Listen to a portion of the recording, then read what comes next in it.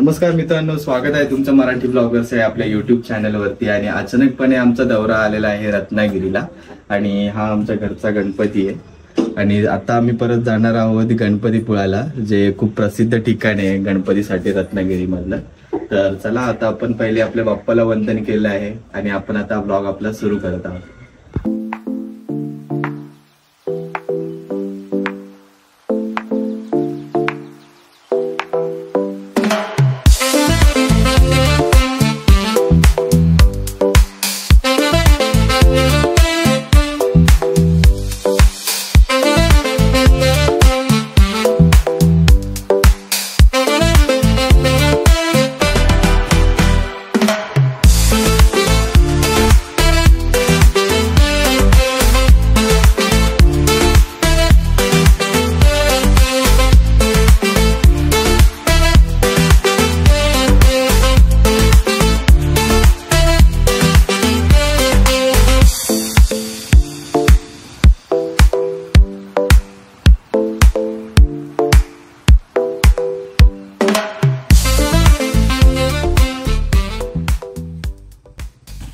आता आमचा प्रवास सुरू झाला आहे गणपतीपुळ्याला जायचा।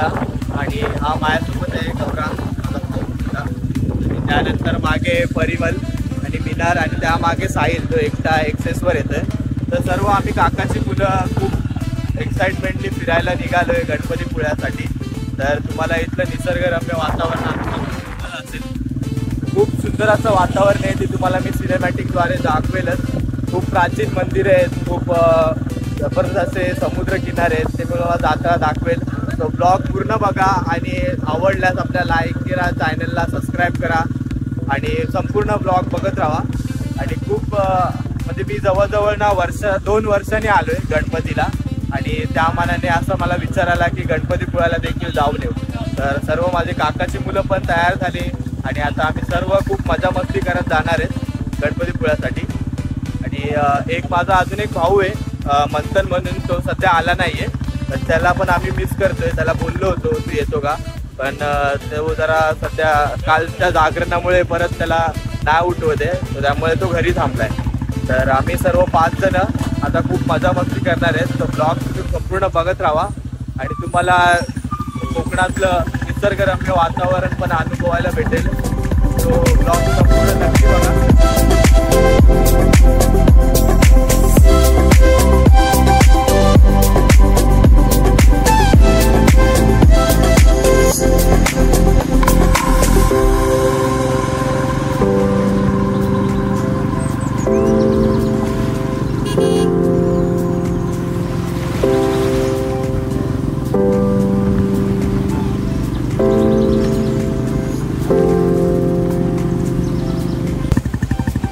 तर मित्रांनो, इथे आम्ही इथे मूळघर आमचं इथे होतं। त्या गावाचं नाव आहे कोतवडे। तिथे आमचे कुलदैवत असतात आणि तिथे आम्ही कधी वर्षातून एकदा पाया पडायला जातो। मला जर त्या ठिकाणी जर मी कधी परत गेलो तर मी तुम्हाला ते दाखवेल की आमचं कुलदैवताचं मंदिर कसं आहे, काय आहे ते। सोमेश्वर आणि काही देखील असं आमच्या कुलदैवताचं नाव आहे। माझे आहे पुढे देखील गेलेत आणि मी या मांड्यावर थांबलो होतो आमच्या मांडा दाखवायला। तर आता आपलं निसर्ग आणि थोडा पाऊस पण पडतोय, त्यामुळे अजून प्रवासाला खूप मजा येते। आणि हे लोक इथे थांबले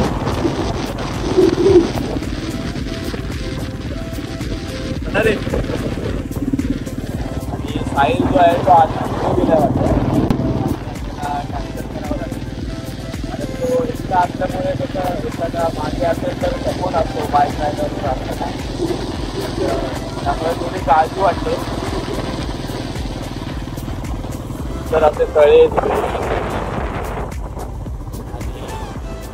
भरपूर असे प्राचीन मंदिर आहेत, हे मला दिसेलच जाता जाता। हे आरेगाव, हे इथलं आरेगाव आहे आणि पुढे अजून एक आरेगाव आहे। तर दोन्ही गावांच्या नावाने मिळून एक आरेवारी बीच आहे, मी तुम्हाला दाखवतो। खूप सुंदर असा व्ह्यू आहे तिथला। तर चला आपण वेळ न घालवता पटापट त्या बीचवर पोहोचूया, नाही तुम्हाला तिथला व्ह्यू पाहायला भेटेल.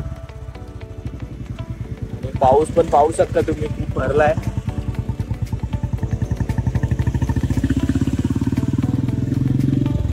खूपसे पर्यटक मला वाटतं की गणपतीपुळ्याच्या दिशेने जात आहेत, कारण गणपतीपुळे खूप प्रसिद्ध ठिकाण आहे इथल्या गणपतीसाठी.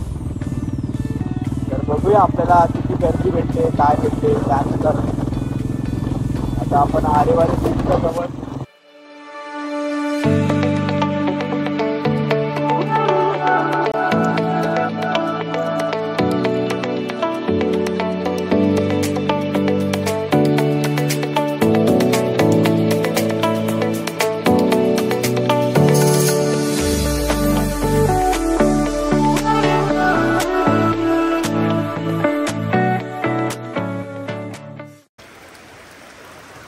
आता तुम्ही पाहू शकता कोकणाचा हा सौंदर्य जपणारा पाऊस. आणि या पावसामध्ये अडकलेलो आम्ही. तर मित्रांनो, अचानक आरेगाव सोडल्यावर ना पाऊस चालू झालाय आणि आम्ही इथे थांबलेत.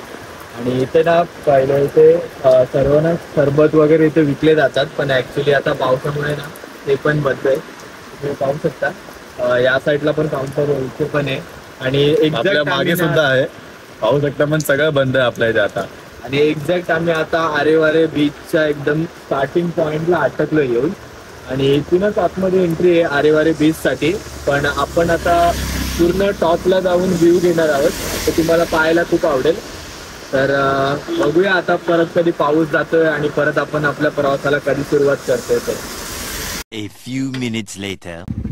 स्टार्टिंग पॉइंट आहे आरेवारे बीचचा, ते मी तुम्हाला मगाशी बोललो होतो.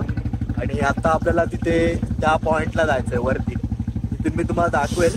तिथून एक झिपलाईनचा पण सोर्स त्यांनी इथे हे केलाय नवीन, तिथे आपल्याला बघायला भेटेल. चला आता आपण जाऊया टॉप पॉइंटला, तिथून तुम्हाला मी व्ह्यू दाखवतो. तो व्ह्यू तुम्हाला नक्कीच आवडेल.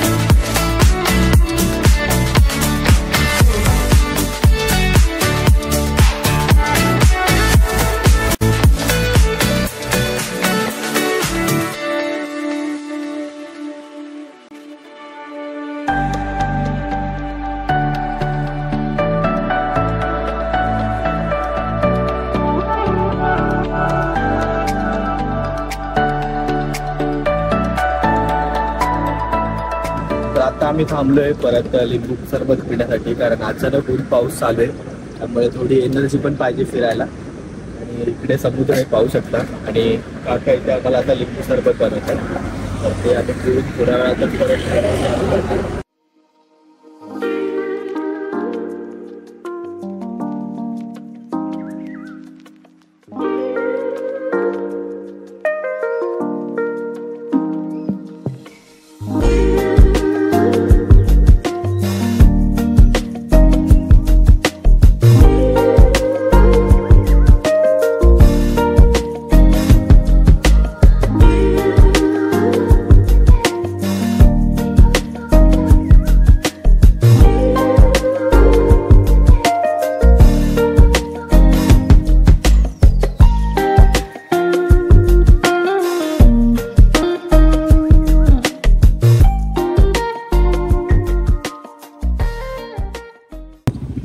तर मित्रांनो, आता आपण गणपतीपुळ्याच्या मेन गेटवर प्रवेशद्वाराकडे जाणारा मार्ग आहे पर्यंत पोहोचलोय. आणि इथे थोडासा आधी चेकपोस्ट लागतो, त्यानंतर त्यांना गाड्या 4 व्हीलर्स चेक केल्या जातात जास्त करून, कारण खूपसे भाविक असे ते खूप वेगवेगळ्या राज्यातून इथे गणपतीपुळ्याला भेट द्यायला येतात. बाजूने टाक.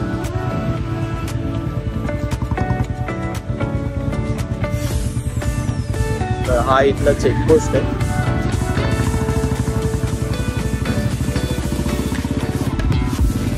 हे आता आपण एंटर केलेलं आहे प्रवेशद्वारातून. जवळजवळ 200 किलोमीटर आतमध्ये गेले आणि गणपती बाप्पाचं मंदिर आपल्याला दिसतं. हे प्राचीन मंदिर.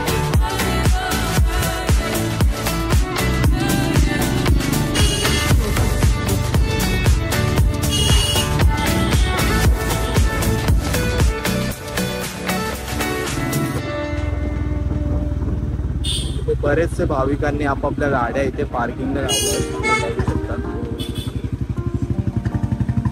खूप साऱ्या 4 व्हीलर्स आहे ते बाहेर राज्यातून आले आहेत गणपती बाप्पाचं दर्शन करण्यासाठी. आज थोडीशी गर्दी पण वाटते मला, तर बघूया आपलं दर्शन किती वेळामध्ये होतं. पहिले गाडी पार्क करू आपण. गाडी पार्किंगला जागा शोधूया.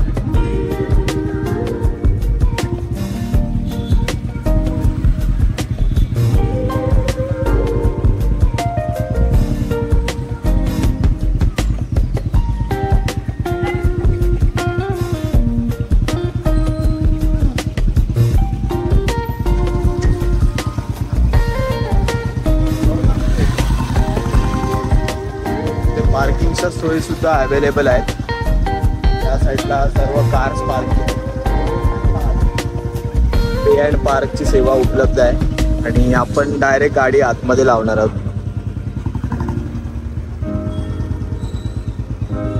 इथे तुम्हाला दिसते ती कमानी, तिथून आपल्याला आतमध्ये जायचंय.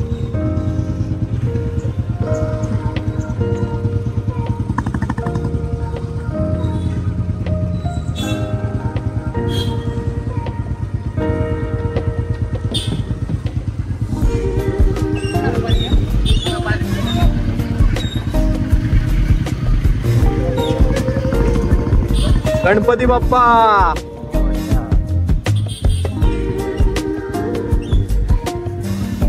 तर आता आपण एंटर केलंय आतमध्ये.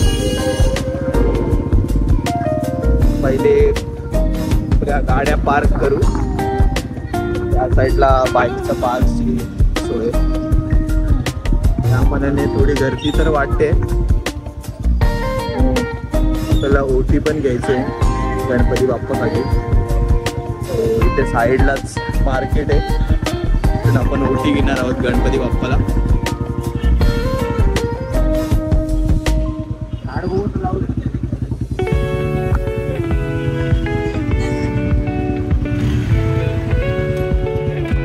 आपण आता इथे गाड्या पार्क केल्यात आणि गणपती बाप्पाच्या मंदिराची एंट्री आहे, तिथून आपण आतमध्ये आलो. आणि आता आपल्याला इथे जायचं ओटी घ्यायला गणपती बाप्पासाठी. त्या साईडून रांग चालू होते, तिथे रांग आहे, तिथून आपल्याला एंट्री करायची आतमध्ये. गर्दी तर वाटत नाही एवढी, पण मे बी गाभाऱ्यामध्ये गर्दी असू शकते. बघूया आपल्याला किती वेळा लागतं.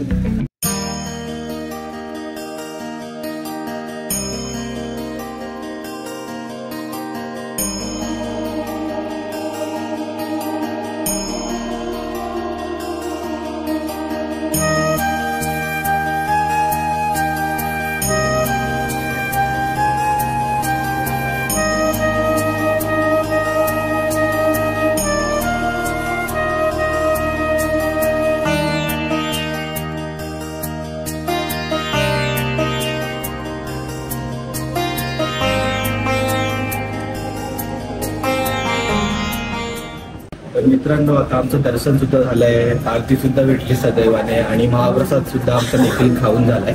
तर हा आमचा होता गणपतीपुळ्याचा ब्लॉग, जो तुम्हाला नक्कीच बघायला खूप आवडेल.